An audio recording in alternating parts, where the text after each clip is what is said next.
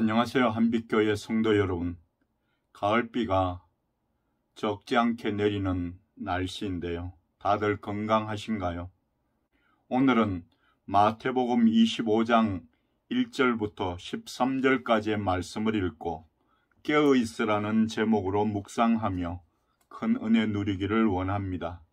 제 성경으로 신약성경 43쪽입니다. 1절 말씀부터 읽겠습니다. 그때의 천국은 마치 등을 들고 신랑을 맞으러 나간 10처녀와 같다 하리니 그 중에 5은 미련하고 5은 설기 있는 자라.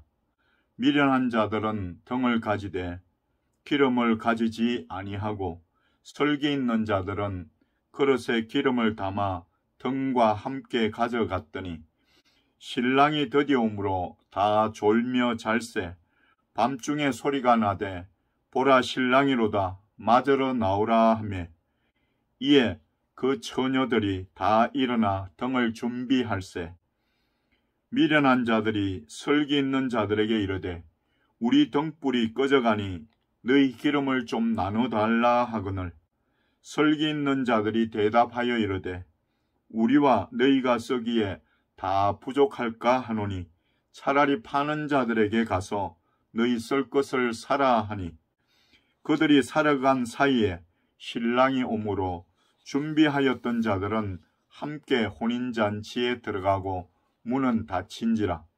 그 후에 남은 처녀들이 와서 이르되 주여 주여 우리에게 열어주소서. 대답하여 이르되 진실로 너희에게 이르노니 내가 너희를 알지 못하노라 하였느니라. 그런즉 깨어있으라. 너희는 그 날과 그 때를 알지 못하느니라. 아멘. 옛날 어느 나라에 임금님에게 총애를 받는 순진한 신하가 한 사람 있었습니다. 임금님은 그 신하의 어리석음과 순진함을 좋아했습니다. 한 번은 임금님이 신하에게 정국을 순회하면서 민정을 살피고 오라고 하였습니다. 그리고 여비도 넉넉히 주었습니다. 그런데 세상 일이란 예측할 수 없는 일, 신하가 전국을 순회하고 돌아와 보니까 임금님이 병상에 누워서 앓고 있었습니다. 신하는 놀라면서 임금님, 어쩐 일로 이렇게 병이 드셨습니까? 임금님은 눈물을 머금으며 내가 이 세상을 떠나게 되었노라고 했고 신하는 슬퍼하면서 임금님 떠나시면 언제나 돌아오십니까? 라고 물었고 다시 임금님은 내가 떠나는 곳은 다시 돌아올 수 없는 곳이라네 라고 대답했습니다. 그러자 신하가 놀라면서 다시 돌아올 수 없는 길을 왜 떠나려 하십니까? 임금님 절대로 떠나실 수 없습니다. 라고 만류했지만 그러나 임금님은 이 길은 가고 싶어서 가는 길이 아니라 가기 싫어도 안 갈 수 없는 길이라네. 그리고 인간은 누구나 한 번은 이 길을 가야 할 길이라네. 이때 신하가 임금님에게 임금님 지금 떠나시려면 떠날 준비가 다 되었습니까? 하고 물었는데 임금님은 아무 대답이 없었습니다. 이 이야기는 한낱 우화에 불과합니다. 그러나 이 이야기의 핵심은 누구든지 세상을 떠나는 법인데 미리 그때를 준비하라는 뜻입니다. 많은 사람들이 미래를 궁금해하며 관상을 보고 손금을 보고 점쟁이를 찾아갑니다. 거리마다 타로점을 보느라 사람들이 쭈그리고 앉아 있습니다. 그런데 이것이 통계상 맞는 것도 있을 것 같지만 거기에 매달린 사람은 결국 그 예상대로 살아가고 있으니까 그 예상이 대략 맞아 떨어진다고 볼 수 있습니다. 그런데 보편적인 원칙만 적용될 뿐이고 세부적인 내용이 적용되지는 않습니다. 그리고 보편이 언제나 진실은 아닙니다. 예수님도 미래를 말씀하셨습니다. 예수님이 말씀하신 미래는 예수님이 다시 오시는 때입니다. 제자들은 예수님이 오시는 때가 언제인지 정확하게 알고 싶어 했습니다. 그러나 예수님은 마태복음 24장 36절에서 그러나 그날과 그때는 아무도 모르나니 하늘의 천사들도 아들도 모르고 오직 아버지만 아시느니라고 말씀하셨습니다. 대신 예수님은 마지막 때에 있을 재난의 징조들을 마태복음 24장 3절에서 14절까지 해서 말씀하셨습니다. 그것은 거짓 선지자들의 출현과 미혹, 전쟁과 기근과 지진, 세상의 성도들에 대한 박해와 불법의 성행, 그리고 모든 민족의 복음 전파 등입니다. 그런 현상들이 발생하는 것을 보면 마지막 때가 가까웠음을 생각하고 깨어서 기도하며 믿음 위에 바로 서기를 원하시기 때문입니다. 그러므로 언제이냐 보다는 믿음의 삶이 중요합니다. 오늘 말씀을 통해서 묵상하며 은혜 누리기를 원하는 첫 번째는 열처녀 비유입니다. 예수님이 다시 오실 때는 하나님만 아십니다. 그렇다면 성도인 우리는 어떻게 해야 합니까? 오늘 우리가 읽은 말씀은 열처녀 비유라고 일컬어지는 말씀으로서 유대 사회의 결혼 풍습을 배경으로 하고 있습니다. 신랑은 예수 그리스도를, 열처녀는 성도들을, 등은 성도들의 외형적인 신앙의 모습을, 기름은 이를 유지시켜주는 성령을 상징합니다. 1절에서 그때의 천국은 마치 등을 들고 신랑을 맞으러 나간 열처녀와 같다 하리니라고 말씀합니다. 그런데 열처녀 중에서 미련한 5은 기름을 제대로 준비하지 않았고 슬기로운 5은 기름을 넉넉히 준비하였습니다. 등을 가지고 있다면 기름을 충분히 준비하는 것이 당연합니다. 즉 신랑이신 주님을 맞으려면 외형적으로 보이는 믿음뿐만 아니라 성령 충만한 삶을 살며 잘 준비해야 한다는 것입니다. 사랑하는 한빛교회 성도 여러분, 여러분들은 예수님께서 말씀하신 이 열처녀 비유를 이해하셨습니까? 그렇다면 여러분들은 미련한 자에 속합니까? 아니면 설기 있는 자에 속합니까? 언제 올지 모르는 신랑 대신 예수님을 기다리며 등과 기름을 충분히 준비하는 성도가 되시기를 간절히 바랍니다. 두 번째로는 미련한 자들과 슬기로운 자들입니다. 신랑이 온다는 사실은 알지만 정확하게 언제 온다는 것은 알지 못합니다. 그것이 10명의 처녀들이 공통적으로 알고 있는 사실입니다. 그런데 슬기로운 5은 언제 올지 모르기 때문에 신랑이 늦게 올 수도 있다는 생각을 합니다. 상황이 안 좋은 경우를 미리 대비한 것입니다. 그래서 4절에 슬기 있는 자들은 그릇에 기름을 담아 등과 함께 가져갔더니라고 합니다. 지혜롭다고 하는 것은 상황이 좋을 때뿐 아니라 안 좋을 때도 대비하는 것입니다. 우리가 예수님을 기다리는 것 역시 마찬가지입니다. 예수님이 늦게 오시면 오실수록 상황이 더욱 나빠질 수 있습니다. 그런데 상황이 나빠질 것을 예상하지 못하는 이들이 있습니다. 그저 때가 되면 신랑이 오겠지 하고 상황을 낙관적으로만 보는 사람들입니다. 그냥 지금까지 그래왔던 것처럼 앞으로도 그렇게 될 것이라고 생각하는 사람들입니다. 혹시 돌발 상황이 생길지도 모르니 준비해야 한다고 하면 부정적 생각을 갖는다느니 질의 겁을 먹는다느니 비난하는 이들입니다. 3절에 미련한 자들은 등을 가지되 기름을 가지지 아니하고 라고 말씀합니다. 그런데 실제로 신랑이 드디어 오는 일이 발생했습니다. 5절에 신랑이 드디어 오므로 다 졸며 잘세라고 말씀합니다. 삶에는 이처럼 예기치 못한 상황이 종종 발생합니다. 사람들은 주님이 자기 생각대로 움직여 주기만을 바라지만 세상 일이 모두 내 마음대로 되지는 않습니다. 그런데 준비를 잘한 설기 있는 자들은 그 상황에 잘 대응합니다. 신랑이 늦게 왔지만 오기는 왔습니다. 6절에 밤중에 소리가 나되 보라 신랑이로다 맞으러 나오라 하매라고 합니다. 누군가 소리를 쳐 신랑이 오고 있음을 알립니다. 그 소리를 듣고 처녀들이 준비합니다. 7절에서는 이에 그 처녀들이 다 일어나 등을 준비할세라고 합니다. 그런데 미련한 자들의 등에 문제가 발생했습니다. 기름이 부족해 등불이 꺼져가고 있습니다. 그래서 슬기로운 자들에게 도움을 청합니다.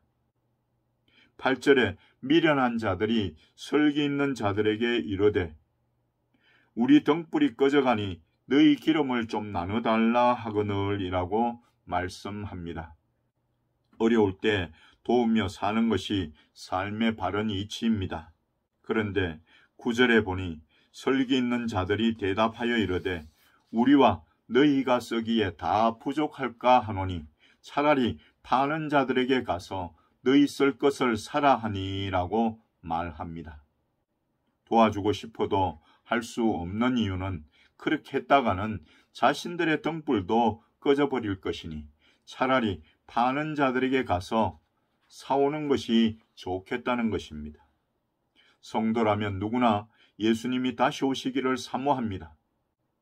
요한계시록 22장 20절에 보니 이것들을 정언하신 이가 이르시되 내가 진실로 속히 오리라 하시거늘 아멘 주 예수여 오시옵소서라고 합니다. 그런데 실제로는 사모하는 사람도 있고 형식적으로만 사모하는 사람도 있는 것 같습니다.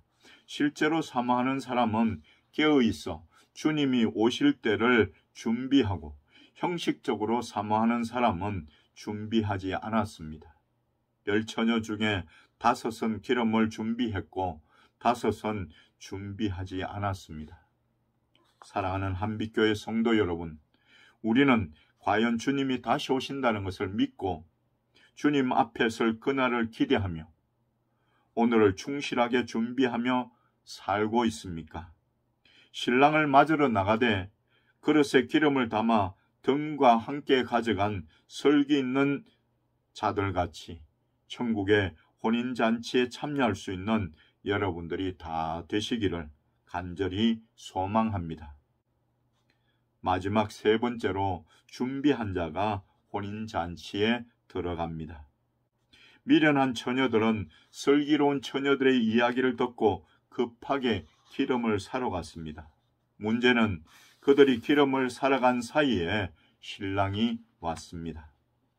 10절에 그들이 사러 간 사이에 신랑이 오므로 준비하였던 자들은 함께 혼인잔치에 들어가고 문은 닫힌지라고 말씀합니다. 뒤늦게 기름을 구한 5명의 처녀들이 혼인잔치가 열리는 곳으로 돌아왔습니다. 그리고 한 목소리로 소리를 지릅니다. 11절에 주여 주여 우리에게 열어주소서라고 합니다. 다급하고 있고 간절하게 반복하여 요청합니다. 그러나 한 번 닫힌 문은 열리지 않습니다. 그리고 혼인잔치 집안에서 대답이 들려옵니다.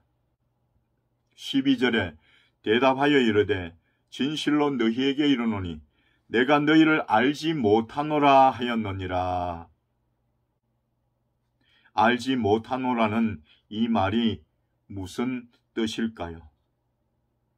지식적으로 누구인지 알지 못한다는 말이 아니라 상대방에게 호의를 베풀 만한 이유가 없음을 나타내는 말로 결국 닫힌 문을 열어줄 수 없다는 선언적인 말이며 하나님의 심판에 준엄한 성격을 드러내고 있습니다. 뭐가 이래? 우리가 준비를 안 한 것도 아니고 준비를 하고 있었는데 다만 기름이 좀 부족해서 그것을 사러 갔다가 오느라 신랑과 함께 혼인잔치집에 들어가지 못한 것뿐인데 이렇게 대우할 수가 있느냐고 반박할 수도 있습니다. 그러나 통하지 않습니다. 13절의 말씀을 보면 깨어있으라 너희는 그 날과 그 때를 알지 못하느니라고 하셨습니다. 깨어있으라고 말씀하신 분명한 이유는 예수 그리스도께서 언제 재림하실지 알 수 없기 때문입니다. 그러니까 주님이 오실 날을 준비한다는 것은 주님이 오시는 그 날을 계산하고 재산을 팔아 산으로 모이는 것이 아니라 주님이 오시는 날까지 신실하게 항상 주님을 잘 믿으며 사는 삶을 원하시는 것입니다. 성도 여러분, 사람들은 미래에 대해 관심이 많습니다. 그리고 예측의 보편적 원칙은 존재하지만 만사가 그 원칙대로 다 되지도 않습니다. 오늘 우리는 열처녀 비유를 통하여 주의 재림을 준비한 사람들과 준비하지 않은 사람들의 확연히 다른 결과를 보았습니다. 한 번 실수하더라도 만회할 수 있는 성격의 일이 아닙니다. 다시는 돌이킬 수 없는 상황이기에 깨어있으라고 말씀하시는 것입니다. 사랑하는 한빛교회 성도 여러분, 하나님은 신실하신 분입니다. 하나님은 말씀으로 약속하시고 그 약속대로 행하십니다. 그렇다면 주님이 다시 오실 날과 그 때를 알지 못하므로 깨어있으라고 말씀하신 예수님의 말씀은 진리요 명령입니다. 그러므로 주님께서 알려주신 마지막 때의 징조들을 통하여 그날이 다가오고 있음을 알고 신실하신 하나님의 약속의 말씀을 믿고 깨어있음으로써 오늘도 최선을 다하는 삶을 살며 재림하시는 예수님을 맞아 혼인잔치에 함께 참여할 수 있는 여러분들 다 되시기를 예수 그리스도의 이름으로 간절히 축원드립니다. 기도하겠습니다. 사랑이 많으신 하나님 아버지, 오늘도 저희들을 불러주시고 하나님 앞에 예배드리게 하심을 감사드립니다. 코로나19 바이러스 감염증의 만연으로 저희들이 대면 예배와 비대면 예배를 드리고 있습니다. 긍휼히 여기시고 이 시간 저희들이 드리는 예배를 통하여 하나님 영광 받아주시며 예배드리는 한 사람 한 사람 만나주시고 또 필요한 은혜를 내려주시옵소서. 언제 오실지 모르지만 분명히 다시 오실 예수 그리스도를 기다리고 준비하는 슬기로운 다섯 처녀들과 같은 성도들이 다 되게 은혜를 베풀어 주시옵소서. 등과 기름을 잘 준비하여서 주님이 오시는 날 함께 혼인잔치에 들어갈 수 있는 저희들 될 수 있도록 크신 은총을 베풀어 주시옵소서. 성도들의 가정과 가족들에게도 동일한 믿음과 은혜를 내려 주시옵소서. 저희들 중에 연약하거나 병든 성도들이 있습니까? 긍휼히 여기시고 하나님의 전능하신 오른손으로 붙드시고 깨끗하게 고쳐 주시옵소서. 오늘도 하나님 앞에 귀한 예물을 정성껏 올려드립니다. 10분의 1을 하나님 앞에 드리는 귀한 성도가 있습니다. 하나님, 그 가정에 약속하신 복으로 넘치게 채워주시옵소서. 하나님 앞에 나올 때마다 예물 준비하여 드리는 귀한 손길을 기억하시고 그들과 함께 하시며 늘 인도하여 주시옵소서. 예수 그리스도의 이름으로 축복하며 기도드립니다. 아멘.